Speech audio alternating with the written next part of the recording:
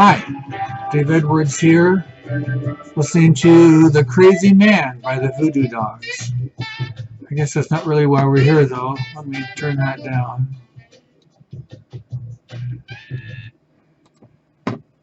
I'm here with our video insights for week 6.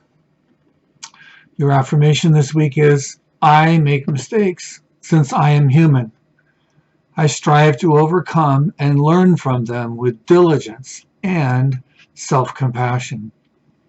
I'd like to start this week's insight by touching on perfectionism. Now, this is not setting high goals and having high standards, which is really healthy. This is when your entire sense of self-worth is based on being productive and successful. The idea that if only I had, and then fill in the blank, if only I had this job, if only I had this partner, if only I had whatever it is.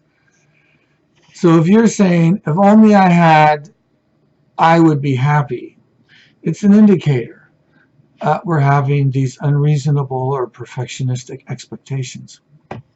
Dr. Adam Grant notes, and he's speaking of children here, but it applies to us as adults as well, overemphasizing individual achievement may cause a deficit of caring, but we don't actually have to choose between the two. So that's between being good, achieving, and being good, caring.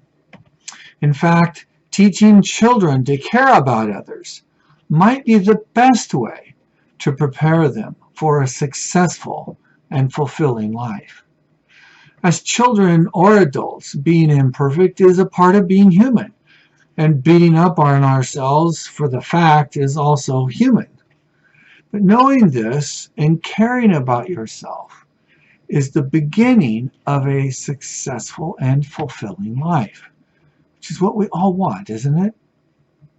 In his wonderful book, The Resiliency Advantage, Dr. Al Siebert says, mainstream psychologists are only recently beginning to discover that when they look with positive expectations for good coping skills, resiliency, and post-traumatic growth, they find what they look for. It's been in people all the time, but reports of such abilities were dismissed as anecdotal stories because the abilities could not be replicated in scientifically controlled settings. Now consider this idea in light of Dr. Phil's powerful statement that, and I want you to think of this in two parts. So here's the first part. Every one of us, you included, has everything, let me start that again. Every one of us, you included, has within us everything we will ever need. Right? So there's the first half. And here's the second half. To be, do, and have anything and everything we will ever want and need.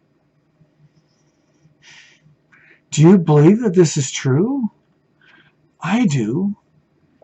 Even better, it doesn't require a college education, a certain family line with a well-known last name, money, fame, or any other superficial artifact that seems to carry so much influence in this world today. I mean, wow. It is also important to strive, to try hard, and to learn. So, we are imperfect. No revelation there. So we have the capacity to overcome, built into our DNA, everyone's DNA. That is amazing. This applies to all areas of your life. Work, home, relationships, sports, school, every aspect of life. Now here's a few statements that you might ponder as you think about yourself. I'm normally optimistic. I see difficulties as temporary and expect to overcome them. I learn lessons from my experience and the experiences of others. I've been made stronger by difficult experiences. Finally, it is important to remember to be kind to yourself with your mistakes and imperfections. In studies of children, traits like helpfulness, cooperation, and kindness, including self-kindness, actually earn more money over their lifetimes, get better grades, and have richer, more meaningful relationships. Don't we all want those things? You don't have to be perfect. You don't have to be too hard on yourself. You just have to learn and keep trying. Now have fun with this week's affirmation. Please share any insights you might have or that you might have gained on our Facebook page so that others in the community can benefit from your insights. Thank you for spending these few minutes with me.